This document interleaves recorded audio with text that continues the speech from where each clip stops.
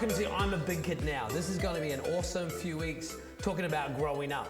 Now, when it comes to growing, most of the growing that you do just happens automatically. From the time you're born, you didn't have to think about growing your hair long, you didn't think about getting taller, but not all growing is automatic. No, you have to be intentional about your growth. You have to think about it, yeah. Yeah, because anything healthy grows, but sometimes there's stuff in our life that actually obstruct us or hinder us from going forward. Yeah, exactly. And in fact, even the automatic growing up we did when we were kids, our parents were actually working hard at that. Yeah. You know, they were thinking about the food we're eating.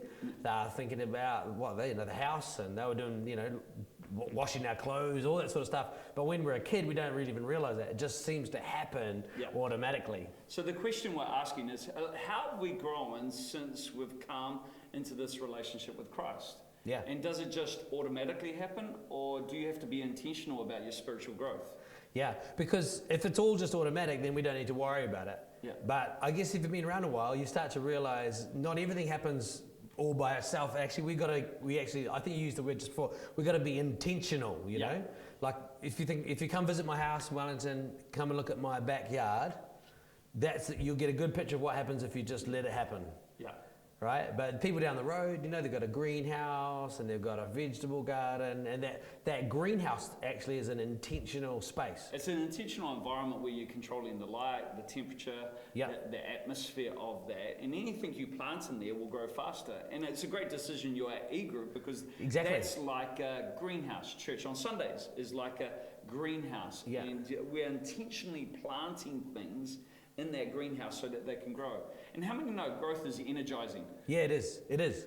Yeah, like if your football team's on the bottom of the table and you start winning games, and then you win that's a great feeling. Yeah, nothing worse than going to the gym and not getting results. I imagine. Yeah.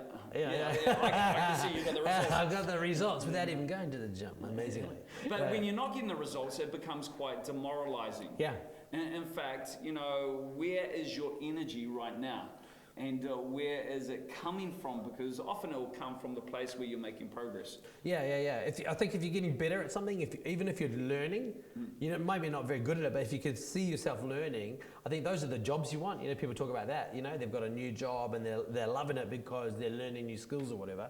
And that's growth. And that growth does energize, And the chances are in your E-Group, if you're not growing, it's almost like your question, why do I need to be there every week? Yeah. But if you are growing as a believer in Jesus, you're growing in who you are as a person, it becomes, I don't want to miss it. Yeah. It's like Church on Sunday as well. Same dynamic is at play. Yeah, exactly. And if you read, through the Gospels, Jesus' parables, where he talks about how the kingdom works, the kingdom is a growth thing as well. You've got the parable of the good seed, where there's a harvest, there's fruit. You've got the parable of the treasure, where they get given treasure, and there's an expectation. It's a mustard seed. Yeah, the mustard seed of faith starts small and grows. So it's a real kingdom paradigm that God works sometimes internally first as well.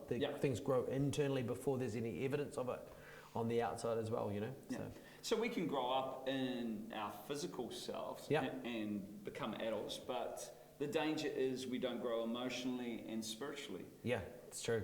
And that growth is really important. We can be in church for a number of years and think we are maturing. Yep.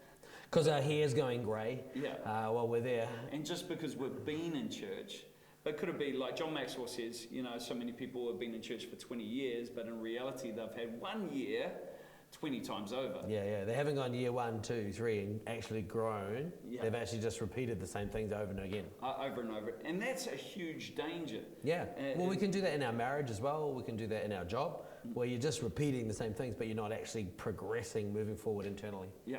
It's like what I know can help me, but what I think I know can actually hurt me. Yeah, it's good.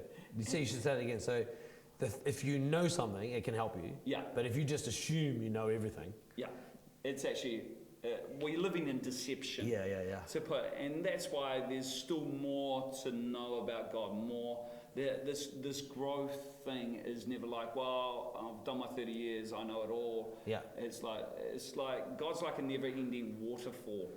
Yeah, good. Yeah. Problem is, we sit at the bottom of the waterfall and we say, God, fill our cup. And once our cup's full, we go, oh, I know all there is to life. Yeah. But the challenge is to get a bigger bucket. And so it's like where do you need to increase your capacity so that God can fill that space? Because that's good. as much space as you create, God will fill that. Yeah. Well, one of the things about growing that I think is the thing that turns us off sometimes is that it's transition. It's not a clean movement from one thing to the next. You don't go from immature to mature. No. You develop along the way. And there's that great ad of, Mummy, wow. I'm a big kid now. That's brilliant. Yeah. Brilliant. We didn't even practice that 10 times. But it's an ad for pull-ups. Yeah. Which is a transition It's a transition between nappies and underwear. Yeah, which is an important transition which we hope you're all doing well in. It's a messy transition. It can be messy. If you had kids and you've made that transition, you'll understand what I'm talking about. But it's a place where people are learning to deal with their own mess. Yeah. And I think that it's a really good picture for actual life. Yeah. That sometimes we don't grow because we don't want to go into that. We've got nappies sorted. Yeah. And we don't want to go into the transition where it actually gets messier. Yeah. So pull-ups are messier than nappies. Yeah. But if we don't go through the awkwardness of those transitions, sometimes we never come out the other side, Yeah, and sometimes we're just looking to other people to do what we now should be doing for ourselves. It's like if you're 40 years old and you're still getting your parents to tie your shoelace and brush your teeth, you're in a lot of trouble. But spiritually, that happens in a lot of places when it comes to people's own growth and development. Yeah. They defer it to a leader, a father, a parent, a number of different peoples, but they're not taking ownership and responsibility for their own life and their own beliefs, their own convictions. Yeah. Do you think sometimes we're just even completely unaware? Yeah. They're just unaware that they're actually stuck in a space. And even across this series, maybe in your groups discussing it, talking about maybe where might you be stuck? Where could you grow? Sometimes sometimes you just think you're just frustrated at the world. Yeah, and many people today have this wrong concept of adulting. Yeah. It's almost like adulting is the serious side of life. And I need to grow up, and they think there's, it's like there's benefits in being Peter Pan. Yeah. But Peter, So Peter, everyone's being Peter Pan, but every now and then you get forced to be an adult. Yeah. You're forced to pay your mortgage, or you're forced to do this, and so you put your little hashtag in. I'm adulting. But it's almost like the assumption is we'd all prefer to be little kids all the time. Yeah. But the problem is we become little people in a big person's world, and we actually give our power or defer to somebody else. Now, Jesus talked about this in Matthew 23. Yeah. And he was talking to the people, and he was saying, hey, don't call anyone rabbi, there's only one rabbi. Yeah. Don't call anyone father, there's only one father. Don't call anyone teacher, there's only one teacher, and that being him. Yeah.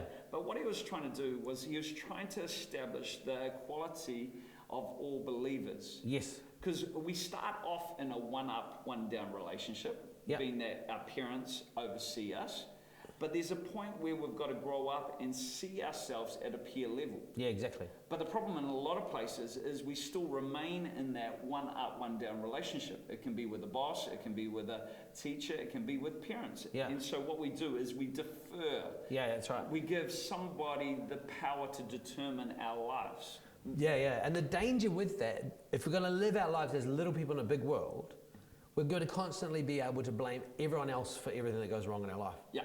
Like over us. Yeah, if I leave it to my parents to decide where I'm going to live, what job I'm going to do, who I'm going to marry, then when it goes wrong, the temptation will be I blame them for all those decisions. Yeah.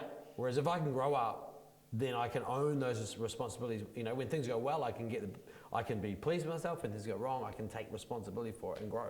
So a good question is, where are you deferring to somebody else? Yeah. Where are you not taking ownership over your life? See, growing up is having the power to determine. In fact, within the word authority, which Jesus gives us, is the word author. Yeah. And so we have the power to script our life. Choice is a huge thing.